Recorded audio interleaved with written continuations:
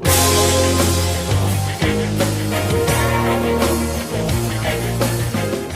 I say to you, who comes to mind when I say pro wrestling?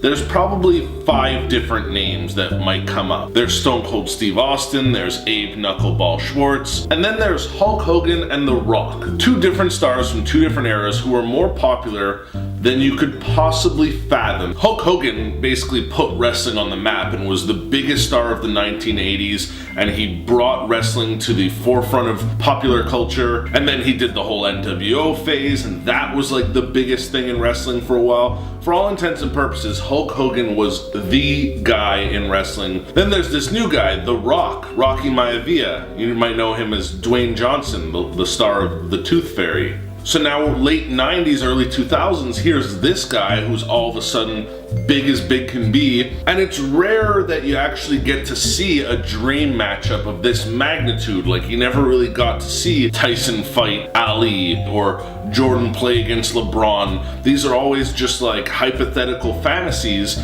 but at WrestleMania 18, we got Hogan versus The Rock. And my fuck was it cool. Now, a good wrestler is a good storyteller. Every match is an opportunity to entertain a crowd with theatrics and athleticism, and a good wrestler knows when to get the crowd excited, when to turn down the tempo a little bit, when to try something risky, when to be a bad guy, when to be a good guy. There's a lot of psychology that goes into performing a good wrestling match. And heading into this dream matchup at WrestleMania, The Rock was the fan favorite, and Hollywood Hulk Hogan was like still in NWO phase, and he was supposed to be the bad guy, the heel. And this is what makes wrestling so great, because sometimes things just happen that are out of anyone's control. The crowd at WrestleMania, held in Toronto, Ontario, Canada, for some reason, I guess they were feeling nostalgic, they were totally a Hogan crowd. They were 100% backing the bad guy, and The Rock was getting all kinds of boos. They're supposed to be doing the classic good guy, bad guy match, but you could see the crowd's just not allowing it. So much so that these 2 fantastic performers kind of ride that wave. And granted, it's not the most technically impressive wrestling match of all time, but they tell such an incredible story in the ring in this icon versus icon match that Hogan actually becomes a good guy again, and the crowd cheers him along every step of the way. Hogan kicks out of a rock bottom, Rock kicks out of a big leg.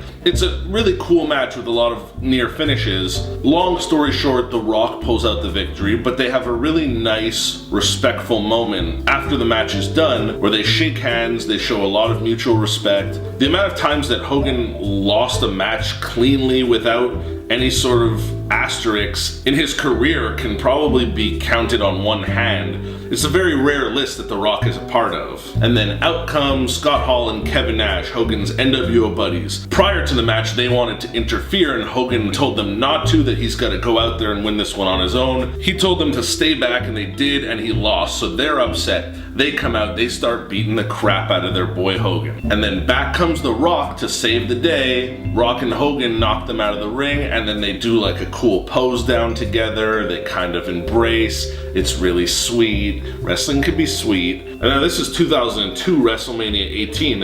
Hogan headlined WrestleMania 1 in 1985.